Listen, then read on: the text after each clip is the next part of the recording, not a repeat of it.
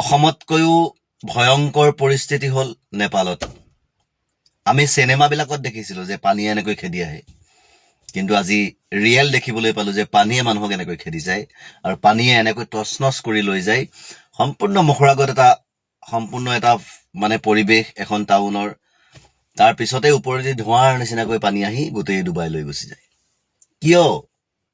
আমিতো জন্মৰ পৰা এনেকুৱা ডাঙৰ পানী দেখা নাই, এনেকে পানীত ইমানকে মানুহ মৰি যোৱা, উটি যোৱা। নিজৰ ঘৰখনৰ ভেটিৰ মজিয়াত এনেকুৱা ধৰণে পানী আহি গৈছে, তাত মানুহ ডুবি গুচি গৈছে সিমান দলৈকে। এক ৰাতি দিছে মাত্ৰ, আজি এতিয়া পানী শুকাই গৈছে তাত, কিন্তু একে ৰাতিতে এনেকা এটা অৱস্থা কৰি দিলে যে ঘৰ দুৱাৰ মানুহ, কোনোবা গৈ ঘৰৰ ওপৰত মানুহ ওলমি লাগি আছে দেখিছো। কোনোবা দেখিছো হাত দুটা আছে ধৰি টানি লৈ গৈছে, ভৰি দুটা নাই, সেইটো ছিগি গৈছে। এইটো আচলতে বহুত ডাঙৰ এটা প্ৰলয় বুলি ক'ব লাগিব। এয়া প্ৰলয় মানে এটা এডভাৰটাইজ, সৃষ্টিকৰ্তাৰ এডভাৰটাইজ। কাৰণ পৃথিৱীখন একেচাতে জোকাৰি দিলে শেষ হ'বলৈ 1 মিনিট, 2 মিনিট, 3 মিনিট, 5 মিনিট খুব বেছি, কিন্তু একে জোকাৰি দিলে মানে চব মৰি যাব। গতিকে এইটো ভয় খুৱাইছে, ভয় খুৱাওঁতেই ঠাল ঠেঙুলিত কোনোবা মৰি গুচি গৈছে। যে মানুহক এইটো বুজোৱা হৈছে যে তহঁতক শ্ৰেষ্ঠ জীৱ হিচাপে পৃথিৱীলৈ পঠিয়াইছিলো, মানৱ,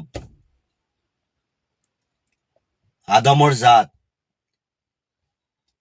উৰ্দু বা হিন্দী শব্দত আদমি বুলি কয় মানুহক। এই শ্ৰেষ্ঠ জীৱ মানুহ, আৰু এই শ্ৰেষ্ঠ জীৱ মানুহেই কি কৰিছে? আজি আপুনি গৰু ছাগলীৰ মাজত চাওক, আপুনি ছাগলীও বহুত জাতৰ ছাগলী আছে, ৰাম ছাগলীৰ পৰা ধৰি আপোনাৰ অসমীয়া ছাগলীৰ পৰা ধৰি আপুনি বেলেগ বেলেগ বিভিন্ন ধৰণৰ ছাগলী পাব। কিন্তু একেলগে যেতিয়া সিহঁতি চৰি থাকে, সিহঁতি নিজকে ছাগলী বুলি ভাবে। সিহঁতি কেতিয়াও সেইটো জাত বেলেগ, এইটো জাত বেলেগ বুলি কৈ তাৰ মাজত কাজিয়া নকৰে। আপুনি গৰুও দেখিব, বিভিন্ন ঘৰৰ গৰু একেলগে চৰি থাকিব, একেলগে ঘূৰি ফুৰিব। কুকুৰো দেখিব আপুনি, কুকুৰৰো সেই ভাদ মাহতে কেতিয়াবা কাজিয়া লাগে, খোৱা কামোৰা, কিন্তু এই কুকুৰৰো কাজিয়া খুব কম। কিন্তু মানুহ নামৰ জীৱটো শ্ৰেষ্ঠ জীৱ বুলি কয়, কিন্তু তাতকৈ নিকৃষ্ট জীৱ আৰু পৃথিৱীত একোৱেই নাই। সেইকাৰণে আজি ওপৰৱালাৰ এই প্ৰলয়, ওপৰৱালাই দেখুৱাই দিছে যে মই আছো, সৃষ্টিকৰ্তা মই আছো। গতিকে তহঁতৰ এটা ভগৱান যদি আছে আৰু আন এটা ধৰ্মৰ যদি এটা ভগৱান আছে, তেতিয়া মই প্ৰলয় দিছো, তহঁতৰ ভগৱানে তহঁতক বচাওকচোন চাওঁ। আছে নেকি কোনোবা বেলেগ ভগৱান? এই পানী যেতিয়া হুৰ হুৰকে আহি গ'ল, এই পূজা পাতল কৰি চিঞৰ বাখৰ কৰি থকা মানুহখিনিয়ে মন্দিৰৰ পৰা ভগৱানক উলিয়াই আনি বন্ধ কৰিব পাৰিলে পানী? নোৱাৰিলে। কিয়নো ভগৱান মন্দিৰত নাই, ভগৱান তোমাৰ মোৰ সকলোৰে অন্তৰ আত্মাত আছে। ভগৱান গোটেই পৃথিৱী চাই আছে। ভগৱান এজনেই যি সৃষ্টি কৰিছে। হিন্দু আৰু মুছলমানৰ ভগৱান বেলেগ বেলেগ নহয়। গতিকে যদি ভগৱান বেলেগ বেলেগ নহয়, তেতিয়া মানুহৰ মন বেলেগ বেলেগ কিয় হ'ব? কিহৰ কাৰণে হ'ব? সৃষ্টিকৰ্তাটো একেজনেই। পূজাটো সকলোৱে বেলেগ বেলেগ ধৰণে পুজিছে, কোনোবাই কাৰোবাক বেলেগ ধৰণে শিকাই গ'ল, তাৰপিছত আহি কোনোবাই কাৰোবাক বেলেগ ধৰণে শিকাইছে যে এইটো অসৎ, এইটোহে সৎ, এনেকুৱা ধৰণে পুজিব লাগে। গতিকে পূজাৰ নীতি নিয়মবিলাক সকলোৰে বেলেগ বেলেগ, কিন্তু পুজনীখিনি একেজনলৈকে যায়। গতিকে এচাম মানুহে পুজি আছে সেই একেজনকে, আৰু এচামে সেই পূজনীটোক ভুল বুলি কয়, এইটো ভুল ধৰ্ম বুলি কয়, এয়া মানুহ নহয়, এয়া ভগৱানক মানে পূজা কৰা নাই এওঁলোকে, বা এওঁলোকক ভগৱানে সৃষ্টি কৰা নাই। এনেকুৱা অত্যাচাৰী অহংকাৰী কথা বতৰাই একাংশ মানুহক বহুত তুচ্ছ তাচ্ছিল্য কৰিলে, আৰু একাংশ মানুহে বহুত নিজকেই আচলতে এটা ধৰ্মৰ নামত উঠাই দিয়া দেখি নিজকে ৰজা মহাৰাজ বুলি ভাবিলে। গতিকে মানুহে একো কৰিব নোৱাৰে। আজি মুছলমান এই ভাৰত আৰু নেপালত জনসংখ্যা কম কাৰণে, সংখ্যা লঘু কাৰণে তেওঁলোকৰ ওপৰত কিমান বৰ্বৰতা, কিমান আচলতে অত্যাচাৰ, কিন্তু মুছলমানে উভতি একো কৰা নাই। মুছলমানে একো নকৰিলে কি হ'ল? মুছলমানকো সৃষ্টি কৰোঁতা আছে ন এজন। মুছলমান হাৱাত পৰা নাই, মুছলমান এনেই জগা নাই পৃথিৱীত, সৃষ্টি কৰোঁতা আছে, তেওঁ চাই আছে। তেওঁৰ বিচাৰবিলাক লাহে লাহে হয়, কিন্তু জোৰদাৰ হয়। এই যেনেকুৱা দেখি গৈছে নেপালত, দেখি গৈছে আজি কেইদিনৰ আগত অসমৰ শিৱসাগৰত। গতিকে এই দুখন দেশতেই আছে হিন্দু গৰিষ্ঠ, নেপাল আৰু ভাৰত। সেইকাৰণে আজি মুছলমানৰ ওপৰত অত্যাচাৰ এই দুখন দেশতেই চলিল, আৰু সেইকাৰণে আজি সেই সৃষ্টি কৰোঁতাই যে মানুহ তহঁতিও হয় আৰু মানুহ এই মুছলমানখিনিও হয়। গতিকে মানুহে মানুহৰ লগত যেতিয়া হিংসা কৰিছ, গতিকে পৃথিৱীখন কেইদিন এবাৰ তহঁতকো দেখুৱাই দিওঁ। একেলগে শুই থকা 4-5জন মানুহৰ মাজৰ পৰা যেতিয়া 2জন নাইকিয়া হৈ গ'ল, পানী শুকোৱাৰ পিছত যেতিয়া লাশ ওলাইছে, তেতিয়া যেতিয়া অনুভৱ কৰিছে যে আমি একেলগে শুই আছিলো 5জন, কিন্তু আজি 2জন নাই। যেতিয়া নিজৰ ককাই ভাই বংশ পৰিয়াল সকলো হেৰাই গৈছে, নিজৰ গাঁৱতেই নিজৰ গাঁৱৰ মানুহক সহায় কৰিবলৈ মানুহ এজন নাই, তাৰপিছত যিটো ধৰ্মক তুচ্ছ-তাচ্ছিল্য কৰি আছিল, যিটোক গালি পাৰি আছিল, তেওঁলোকৰ মানুহে আহি পেলাই নিজৰ ককাই ভাই নিচিনাকৈ আহি আপোনাক সহযোগ কৰিছে, তেতিয়া আপোনাৰ মাইণ্ডত কি ফিল আহিব?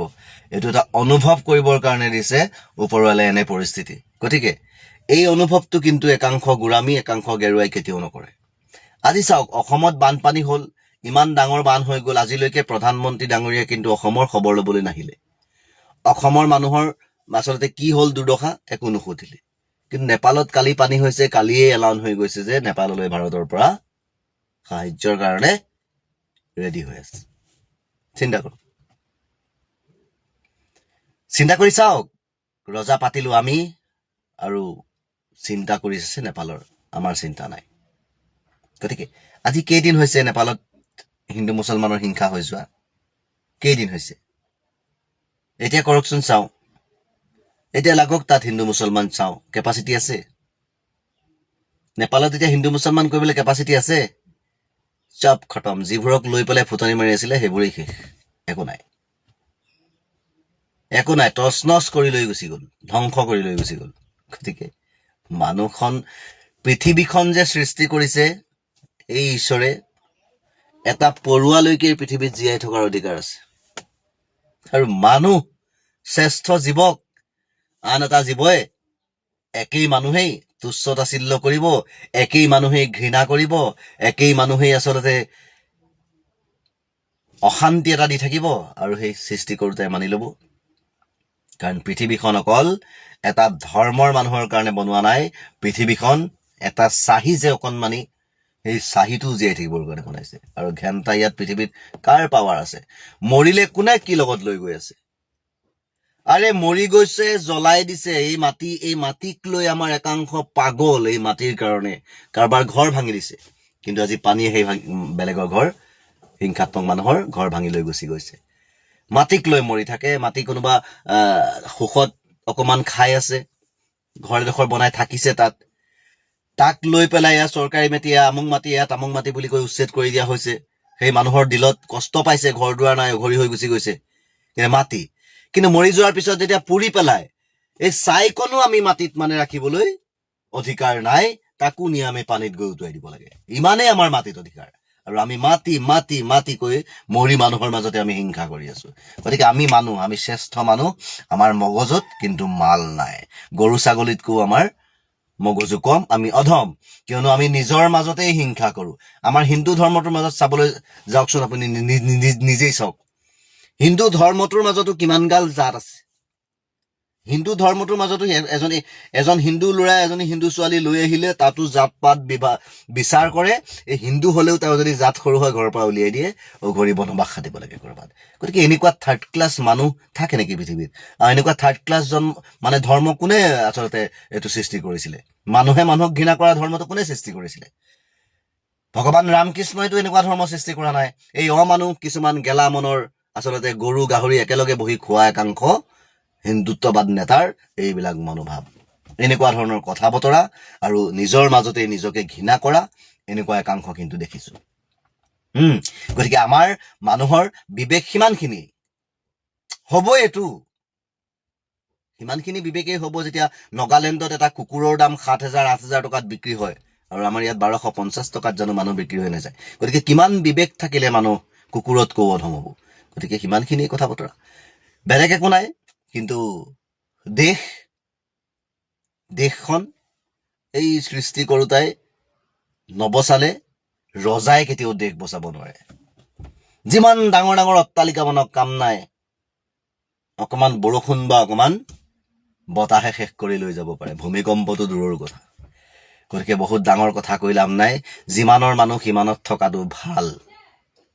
এইটোৱে ক'লো, যিমানৰ মানুহ সিমানত থকাটো ভাল। বৰ নেতা মন্ত্ৰী, ওপৰৱালাৰ এনেকা এটা শক্তি আছে, হাগিবলৈ বহি থাকোঁতে যদি আপোনাক উঠিব নোৱাৰা কৰি দিয়ে, আপুনি জিন্দগীত উঠিব নোৱাৰে, পেন খুলি তেনেকৈয়ে বহি থাকিব লাগিব আপোনাক উঠাবৰ কাৰণে। কোনোবা আহিলে কিন্তু আপোনাৰ উলংগ পোকৰে মূৰে দেখি যাব। ওপৰলা কেপাচিটি সিমানেই, গতিকে নিজকে লেবেল মাৰি লাভ নাই। আপুনি যে উঠিছে বা বহিছে তেওঁৰ আচলতে সেই শক্তিকণ দিয়াৰ কাৰণেহে পাৰিছে, কিন্তু আপুনি উঠিলে বহিব নোৱাৰা, বহিলে উঠিব নোৱাৰা কৰি দিব পৰা কেপাচিটিৰো তেওঁৰ আছে। গতিকে অতপালি কমাই দিব। ধন্যবাদ।